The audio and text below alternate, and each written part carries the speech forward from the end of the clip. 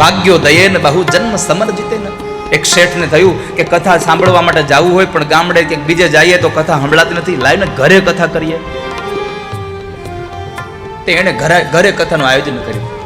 એટલી મોટી કથાનું આયોજન કર્યું અને એટલી મોટી પોથીયાત્રા ને એને એટલા બધા બેન્ડ વાજા ઢોલ ને નગારા ને શરણાઈઓ ને બધું લઈ આવ્યા. એમાં બરાબર પોથીયાત્રા લઈને બધા હાલ્યા હતા. એમાં શેઠની બાજુમાં કોઈ કે એક બંદૂકડીનો ફટાકડો ફોડ્યો, કાનમાં ધાક પડી ગઈ. કાનમાં ધાક પડી ગઈ. ખાલી તમરા જ બોલે, કઈ સંભળાય નહીં. પોથીયાત્રા આવી, ભટબાપા વ્યાસ પેઠે બેઠા, શેઠ સામે સોફામાં બેઠા, પણ સંભળાય નહીં કાંઈ. ખાલી એમ તમ તમ થયા કરે. સાંજે ડોક્ટર પાસે ગયા, ડોક્ટરે દવા આપી, ધાક ન ખુલી. 1 દિવસ 2 દિવસ 3 દિવસ આમ કરતા કરતા 7 દિવસ થઈ ગયા, પણ શેઠને કથા સાંભળવા ન મળી. અને 7મા દિવસે જેવી પાછી પોથીયાત્રા નીકળી અને કોઈ કે ફટાકડો ફોડ્યો, પાછી ધાક ખુલી ગઈ. ભાગ્યમાં ન હોય ને તો કથા તમે તમારી ઘરે બેસાડો તો સાંભળવા ન મળે. વાલા ભક્તો, આ તો ભાગ્યો દયે ને બહુ જન્મ સમર્જિતે ન. કેટલાય જન્માંતરનું પુણ્ય હશે ત્યારે મારા હરિની કથામાં તમે બેઠા છો. અને કોઈને એમ થતું હોય કે આ કથાથી શું થાય,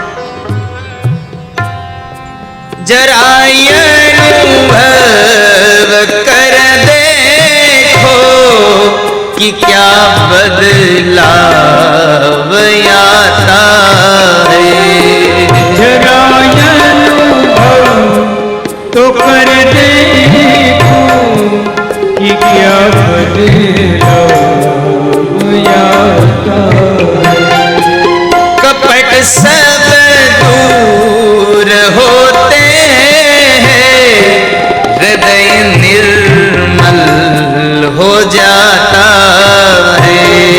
कपट सब दूर होते हैं, हृदय निर्मल हो जाता है.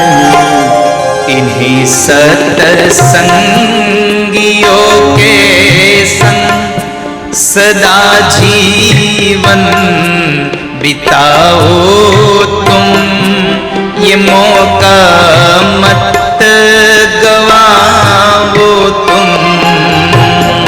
सत्संगियों के संग सदा जीवन बिताओ तुम, ये मौका मत गवाओ. હજી આવ્યા નહોતા. મંડળીમાં લોકો બધા ગીત ગાય, ભજન ગાય, જાંજ કીર્તાલ વગાડે. એમાં એક બરાબર વાયોલિન વાળો આવ્યો, થોડોક ભણેલો સુમિત જેવો. આવીને બધાને કીધું, હે તમને બધાને ખબર પડે છે કે નહીં કઈ, થોડુંક તાલમાં ગાવ, રાગમાં ગાવ. હવે ઓલા લોકોને કઈ રાગ નહીં, આરે કઈ લેવા દેવા નહીં, એને કઈ ખબર પડે નહીં રાગ નહીં, તો બધા ગાતા બંધ થઈ જાય, કોઈ ગાય નહીં. એમાં બરાબર મીરાબાઈ આવ્યા. મીરાબાઈ પૂછ્યું કે તમે લોકો કેમ કઈ ગાતા નથી? તો કે નવું આવ્યો એ જુઓ. કેમ શું છે? આ વાયોલિન વાળો નવો આવ્યો એ ક્યારનો કહે છે કે રાગમાં ગાવ. હવે અમને થોડો રાગ આવડે, માલકોશ ને કઈ અમને કઈ આવડે નહીં એવું. ત્યારે મીરાબાઈ એક બોર્ડમાં લખ્યું, રાગમાં ન ગાવ તો કાંઈ નહીં, ભગવાનના અનુરાગમાં ગીત ગાવા માણસોએ. અનુરાગનો અર્થ છે પ્રેમ. પરમાત્મા પ્રેમ સાથે ભગવાનનું ગીત ગાવું. બીજું, તમને તાલમાં ન આવડે તો કાંઈ નહીં, પણ બસ મસ્ત બનીને તાનમાં ભગવાનના ગીતોને ગાવા જોઈએ માણસ. એક પંક્તિ દોહરાય ભાવ છે, ખુલીને, કોઈ જાતના ડર વગેરે. તમને નહીં આવડે તો કાઢીને મૂકું, ચિંતા ન કરો, ખુલીને ગાઓ.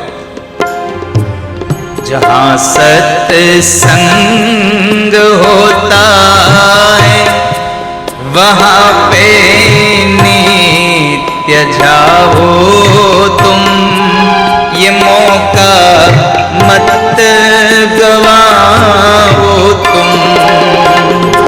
सत्संग होता है वहाँ पे એનો અવાજ વધે, એનો અવાજ વધે.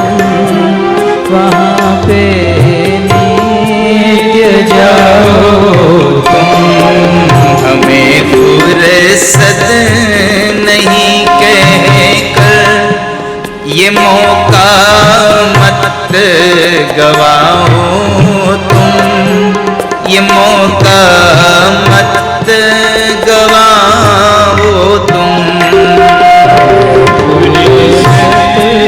नहीं कहकर ये मौका मत गवाओ तुम, ये मौका मत गवाओ तुम। તમે બધા સત્સંગમાં જાજો, પણ અહીંયા એક વાત બહુ અગત્યની છે કે ભૃગુ ઋષિ, તમામ ઋષિઓ આવ્યા છે, બધા ઋષિઓ પોતે આવ્યા છે, ભૃગુ ઋષિ બધાને લઈને આવ્યા છે. સત્સંગમાં એકલા ન જવાય, સત્સંગમાં તો આપણે બધાને સાથે લઈને જવું જોઈએ.